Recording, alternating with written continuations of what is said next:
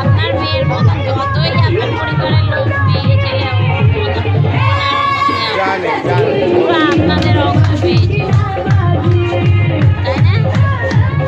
মানে সব জায়গায় মানিয়ে নেওয়ার ক্ষমতার মধ্যে আছে। কিন্তু ওই যে অন্যায় করলে যে মাথা গরম হয়ে যায় মেয়ের, হ্যাঁ অন্যায় কথা বলে মেয়ে আমার রাবণ হয়ে যায়, রাবণ। এইটা আমার ছেলের মতন বলে আমি বড় হয়েছি বলবে না যে মান সম্মান হানি হয়। হ্যাঁ হ্যাঁ হ্যাঁ, তখন রাবণ তোর মান সম্মান কিছুই দেখে না। ও তখন কাজটা আমার ছেলেও দেখে না, কিছু দেখে না এখন তোর টাকাকে পর্যন্ত ভুলে যায়। হ্যাঁ, ওইটাই তো ভয় লাগে না।